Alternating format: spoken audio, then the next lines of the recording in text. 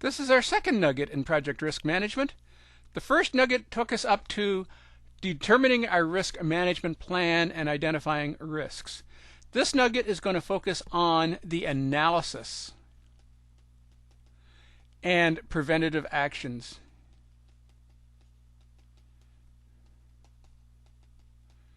To deal with risks. And finally, in the next nugget, we'll talk about the activities associated with monitoring and controlling those risks. This nugget continues our analysis of project risk management. In this nugget, we're focusing on specific analysis related to further understanding the impacts, the probabilities, and the strategies we must be using on our project to deal with specific risks.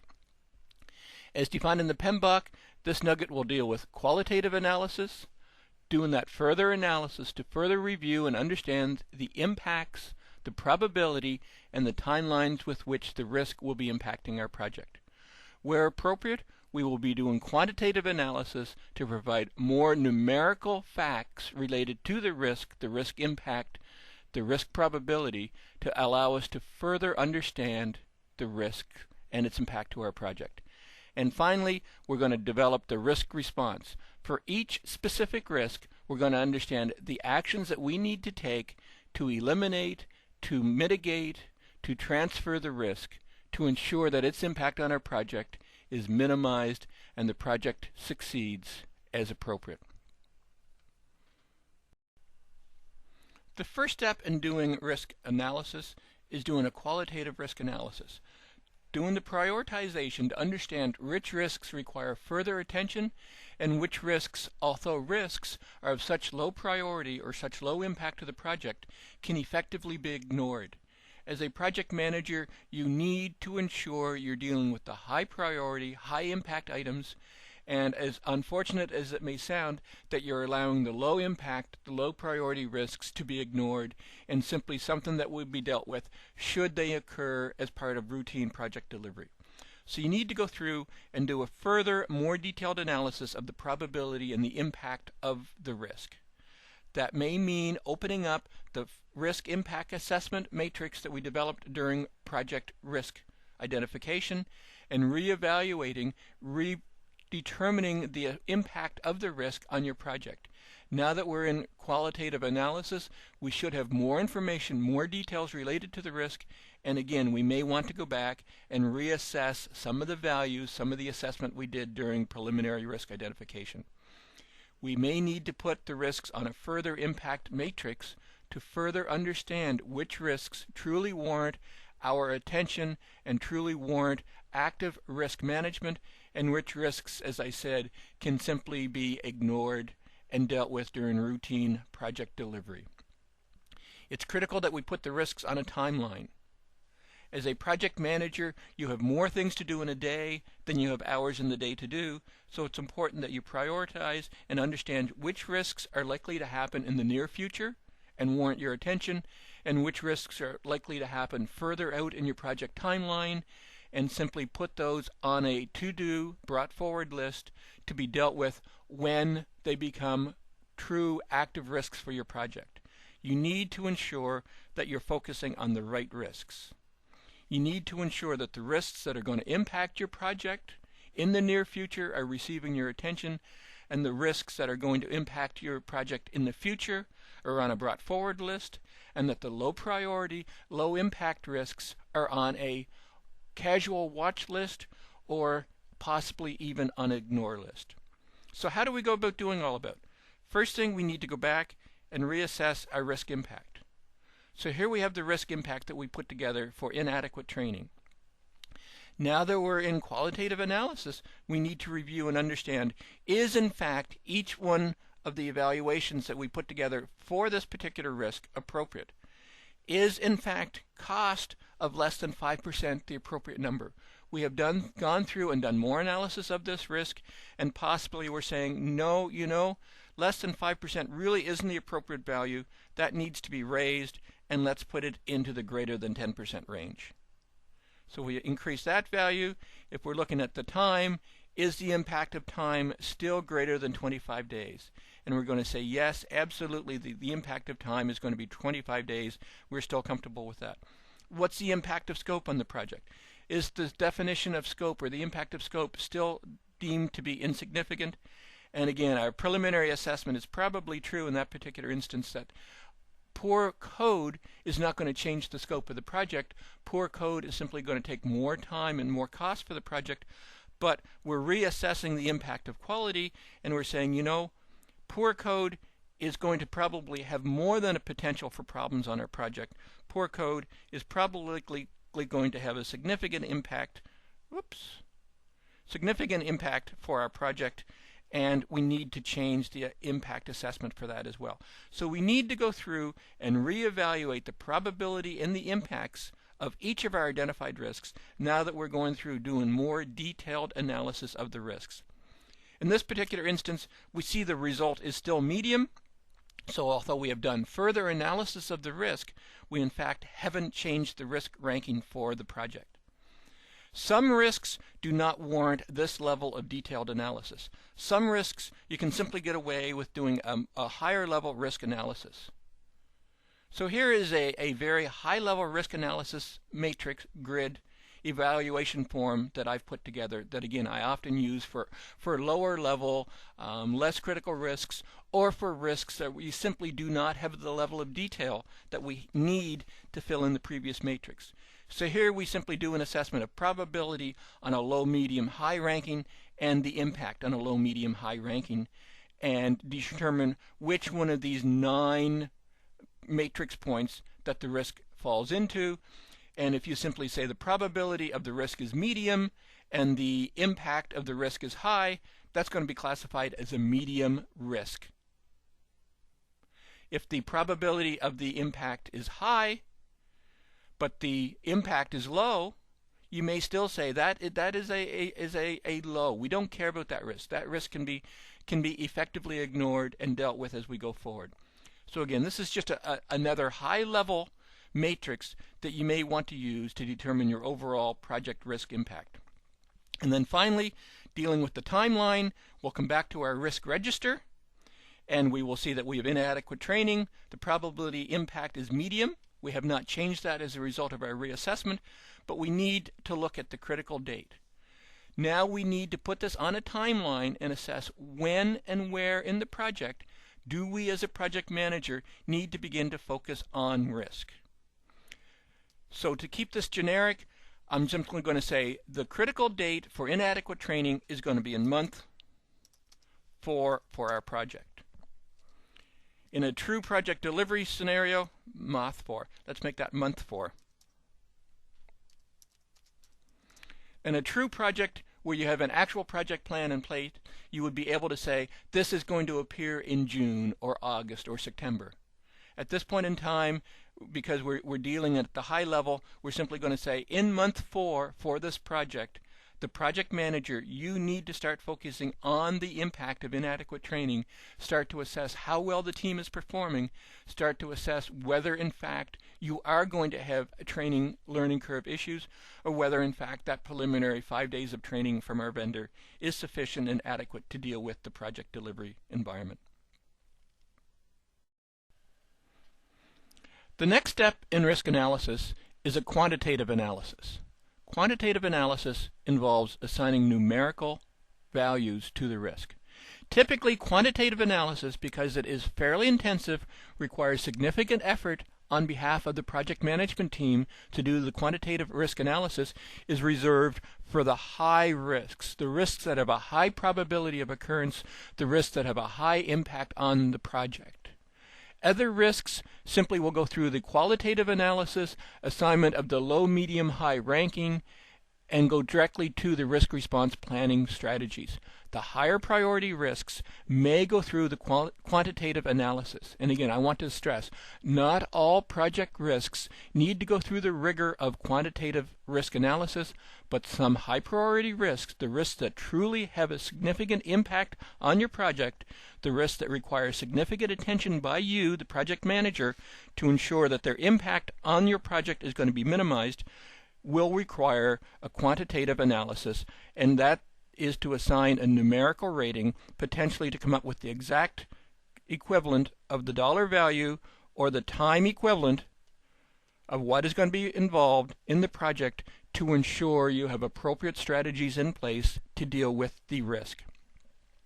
Two of the most common forms for doing quantitative risk analysis is to do a Monte Carlo simulation or to do a decision tree. A Monte Carlo simulation, for those of you unfamiliar with the term Monte Carlo simulation, involves running mathematical models, doing mathematical simulations to determine the probability and the impact of the risk. So you would assign a probability curve that on a low level probability the impact to the project is going to be this. On a medium level probability the impact is going to be this. On a high level probability the impact is going to be this. You would put that into a piece of software, Monte Carlo simulation software, and it would run the simulations thousands of times to come up with a probability distribution based on standard distributions. The likely impact to the project is going to be a final value based on a wide range of simulations using Monte Carlo software. Another form for doing quantitative analysis is decision tree analysis, where you break the risk event down into a number of subsequent actions and assign and determine the value of the risk associated with the branches of the decision tree. With the decision tree, you start with the root cause of the risk.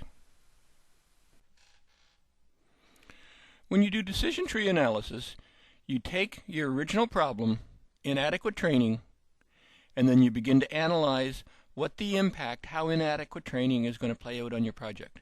So we've broken inadequate training down saying everyone, or essentially the entire team, is impacted by the inadequate training, and everybody is performing below anticipated levels of performance, or only some of the team are being impacted by the inadequate training and therefore performing below acceptable levels. Then for each one of these, you determine what your appropriate actions are going to be. So we could ignore and assume it's going to get better. We could immediately provide more training, or we could bring in experts to supplement the team, to provide peer support, to provide buddy programming approaches. Same thing on the sum. We could ignore, we could reassign those staff and bring in additional staff, or we could provide additional training to those team members who are impacted by the learning curve issues. Then you need to assign the costs and the impact to the project for each of these activities. So if we're going to ignore it, we feel it's going to be another $5,000 worth of impact, and I'm doing this in a monetary value. You could do the same in a time frame value, but we're saying there's going to be a $5,000 impact for the continued lost productivity until the team comes up to speed, and we give that a 10% probability. More training. It's going to cost a lot to send the team off to training again. It's going to cost $10,000 to send the team off to training, and we give that a probability of 50%. I.e., if we determine that the entire team is suffering from a lack of experience, lack of knowledge with the new programming tool, we're saying probably most likely we're going to send them off to give them more training, or the other option is to bring in experts, and experts are very expensive to provide the peer support. We bring them in, but we're really thinking that may be a very strong probability, and we're going to give that a 75% probability that will be our solution to bring in the experts. On the ignore, again, what's the cost? It's going to cost $2,000 as not as many team members are impacted, and the probability is going to be 20%. If we decide to reassign, there's going to be some impact because we're going to have learning curve associated with bringing the new team up to speed. Because the original team itself is not performing appropriately, we're putting the reassignment at a very low value, but there's going to be significant other impacts to the team as a result of team dynamics, so we're giving it a probability of taking that action of only 40%. And finally, provide more training. It's not going to be as expensive as providing training to the entire team, so we're ranking that at a $5,000 level and a 50% probability of the action that we'll take. So once you've completed the decision tree, identified all of the appropriate actions that you're going to take based on the scenarios for the project, determine the cost and the probability, you simply begin to do the math where you take $5,000 at 10%, or an expected value of $500, plus the training at $10,000, at 50% or $5,000, and so on for each of the others, and you come up with an expected value of $24,100 is the overall budget that you should be setting aside based on inadequate training and the possibility that everyone may be impacted by the lack of training, only some, and the various actions available to you to remedy that, times the cost and the expected value, the anticipation of which one of these actions you will take. Obviously, you have more than one action that you'll take now because you don't truly know the impact. You need to meet with the team once you determine inadequate training and ask them, should we be ignoring it? Is this going to go away? Are you just about to beat the learning curve? What do you think the right solution is going to be? Would you like more training? Would you like to bring in the experts? And only in the actual project delivery situation will you be able to make the decision as to which one of these actions is appropriate, but you know the value and you have an anticipation of which action you're going to take. Therefore, you know what monies you should be setting aside, what the anticipated impact to your project is going to be of taking these actions. You know what you need to be setting aside to deal with this scenario should it happen in your project delivery situation. This value that you're seeing as a result of the decision tree analysis, $24,100, you may quickly realize is higher than any one single action associated with remediating our inadequate training. Why is that? That's simply taking the realization that even though we bring in more training, or even though we decide to bring in the experts at $10,000 or $15,000 respectively, that in and of itself may not be our solution as well, that we may need to take other actions. After more training, we may need to still provide additional training or provide additional time to some team members to come up to speed. So this number of 24,100 is based on the realization that we may need to take some or all of these actions as a result of inadequate training. This causes a great deal of concern, a great deal of soul searching for every project manager is, what is the true number I should be setting aside to deal with my project risks? Is the worst case scenario of 24,100 the appropriate number to be using? Is the largest, in this case the largest value, saying worst case scenario, if I have to take a single action, I will bring in experts, so perhaps $15,000 is the right number? Is the average of all of your numbers, so if you take each one of these individual actions and average them together and come up with an average or a weighted average? The problem / issue with risk management is there is no right answer. The right answer is, what do you feel you need reserved as a project manager to deal with the issue of training? What's the probability that inadequate training will hit your project? So you need to know the probability at this point, which we will have from our probability impact assessment matrix that we did. What's the likelihood that it's going to impact the entire team? What's the likelihood that it's going to impact only some of the team? What's the likelihood that a single action will be sufficient to remediate the problem? What's the likelihood that you may have to take experts and additional training for some of the team members? You need to take individual risks, individual assessment of the probability of risks, individual assessment of the impact of risks, and determine what is the right number. Is there a decision tree analysis, evaluating each and every possibility the right number? Is the highest possible number the right number? There is no right answer. The right answer is, what do you feel you need as a project manager in reserve to deal with the training, the actions you must take to remediate training based on the probability of training or inadequate training happening on your project, and based on the overall impact that risk is going to have on your project. Risk management, the fact that we're dealing in unknowns, the fact that we're dealing with an unknown possibility of training happening, we don't know in advance whether it's going to impact the entire team or only some of the team, and we don't know in advance what the appropriate remediation action is going to be, causes us great concern as to what is the right number we need to be putting into reserve to deal with the training or inadequate training issues should they happen. And unfortunately, the answer is there is no right answer. The right answer is, what do you as a project manager feel is the appropriate number? I tend to believe that somewhere in the range of the 24,000 may be the appropriate answer, simply because it's accepting the fact that you may need to take multiple actions based on the fact that there's absolutely a degree of imprecision related to each and every one of these numbers that you have evaluated. There's a degree of imprecision related to the degree of probability that this is the appropriate action you're going to take. You need to ensure you have sufficient contingency in hand to deal with this risk should it happen on your project. But, and this is a big but you also need to ensure that you're not building in so much contingency that this number is not so conservative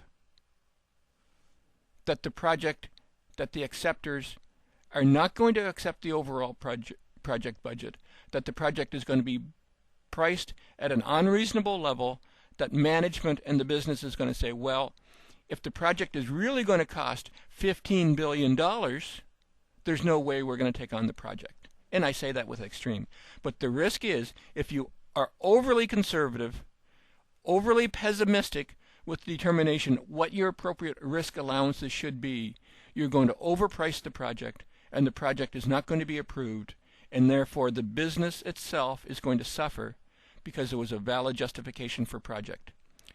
Doing your quantitative and qualitative analysis for risk is dealing in unknown, but the expectation is at the end of dealing with these unknowns, you have developed a firm strategy. And this doesn't make sense, I realize that. You're dealing with unknowns, but you're expected to develop a firm strategy for the money and the time that you need to successfully deliver the project based on risks. Therein lies the problem, the catch-22 with risk management. You're dealing with unknowns, but you need to come up with hard and fast numbers for dollars and for time that you need in reserve to successfully deliver your project. The best answer is, what do you believe is the most likely situation? What do you believe is the most likely set of actions you will have to take based on the probability and impact of this risk that you will need to take as a project manager to be able to successfully deliver your project? Once you have completed your quantitative and qualitative risk analysis, it's time to complete the risk analysis process with the definition of your actual risk response plan. With risk response planning, you're defining the actions you're going to take as a project manager, as a project team, to deal with the risks, each and every one of the identified risks. Your basic strategy for risk responses is you can avoid the risk, you can transfer the risk, you can mitigate the risk, or you can accept the risk. So what does risk avoidance mean? Risk avoidance means ensuring the risk does not happen. You're actually changing your plan. You're changing the plan to put appropriate actions in place to ensure the risk event will not happen. What does that mean? Let's take the example we've been following throughout, inadequate training. As a result of doing our analysis of risk or inadequate training, we identify that the probability, the impact of inadequate training is going to be very high, is going to be extreme for our project. So what can we do about it? In advance, before the project even starts, we take the appropriate avoidance strategy, we change our plan, and instead of providing 5 days of training, we instantly go back to our training vendor and say, we don't believe 5 days is enough. We want to ensure our project is going to be a success. We're going to build that additional training into our plan on day 0. We're going to avoid the possibility of inadequate training. We're going to provide that extra training in advance. So effectively, you have avoided, you have changed your project plan, and you have ensured that you have taken the appropriate action, or as much appropriate actions as possible to avoid having any risk of inadequate training happening on your project. Transference. Effectively making the risk someone else's problem. Now, this is not as negative, this is not as bad as it sounds.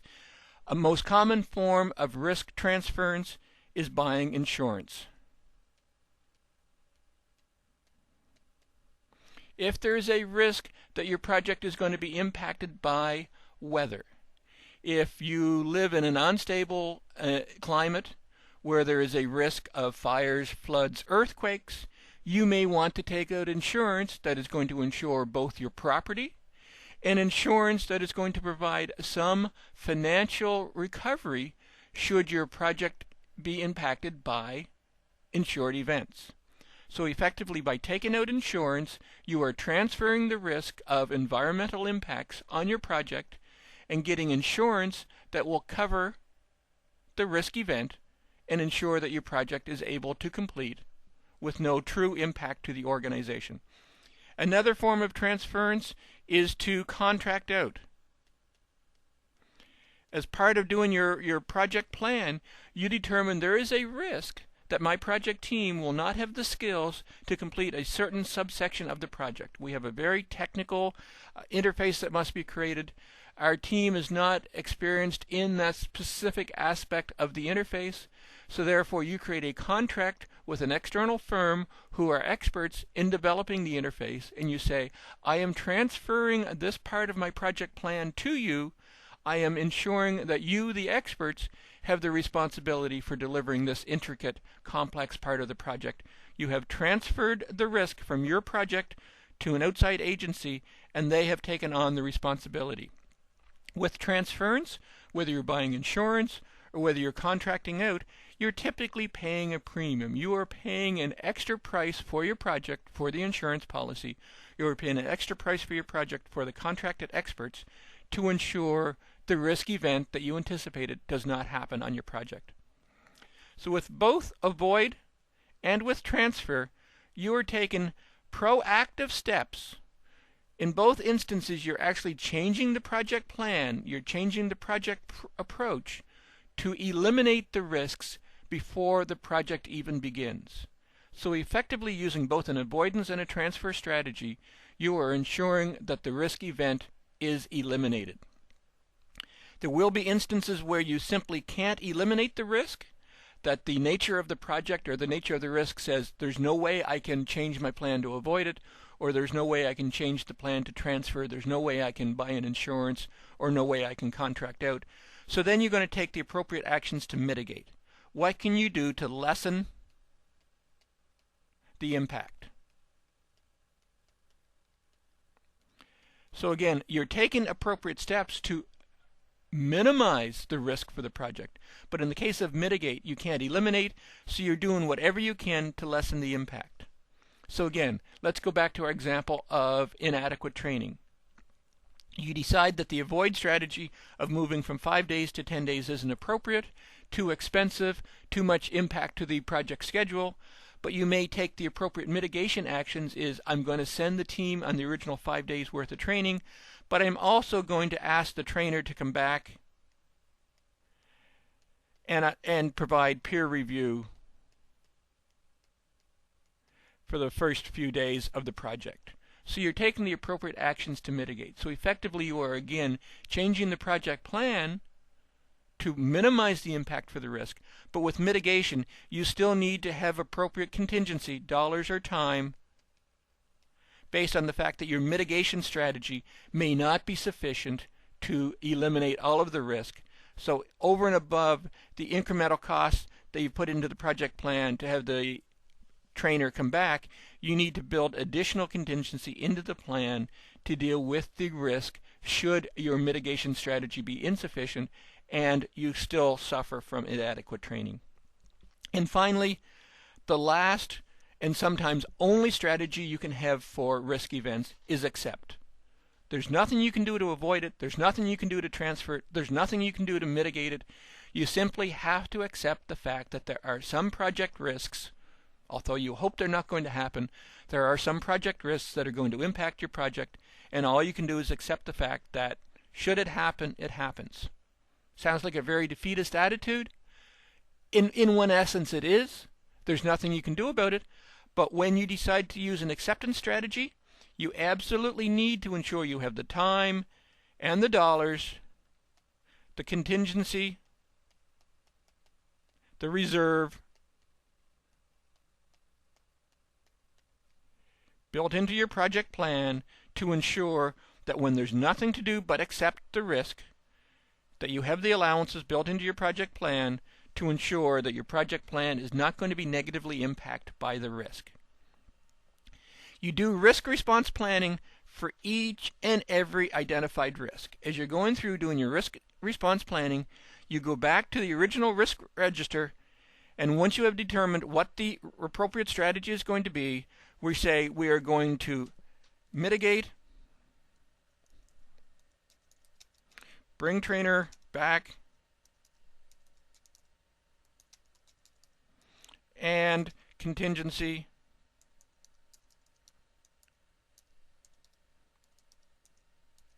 my typing is good, isn't it? Contingency of $5,000 and 10 days, or whatever the appropriate risk management strategy is going to be. So you've done the analysis, you've understand the impact of inadequate training, you've done the qualitative and quantitative where appropriate, and again I want to re-stress, you do not always need to do quantitative analysis, but where the impact is high or the probability is high, you may need to do quantitative analysis through your decision tree analysis, your Monte Carlo simulation, to develop the effective risk management plan, develop your risk management strategy, and you're going to document that in your risk register, where the risk register is the tool that you're going to use throughout project delivery to track, analyze, and manage each risk as the project delivers. This concludes our second nugget on project risk management. This nugget was focused on the analysis and the planning associated with risk events. Qualitative and qualitative analysis were used to determine strategies, to determine the priority, the importance, and the impact of the risk events. Once we've completed our qualitative and quantitative risk analysis, recognizing that only the more complex, the more serious of the risk necessarily will require the complexity of the quantitative risk analysis, we determine which risks are the highest priority, which risks are going to have the highest impact and deserve further attention through a risk response, and which risks are such a low priority or low impact or low importance that we can probably ignore them. But taking all of the more serious risks, we then develop detailed risk responses. Are we going to take steps to avoid the risk? Are we going to take steps to transfer the risk? Are we going to take steps to mitigate or minimize the risk? Or is the risk going to be of the type that we have no choice but to accept it? Detailed responses for each one of the high priority risks will be developed using some combination of the strategies of avoid, transfer, mitigate, and accept, and all of that is going to be compiled into our risk register for ongoing management of the risks, which we will discuss in the next nugget. This concludes our nugget on project risk analysis. I hope this video has been informative for you, and thank you very much for viewing.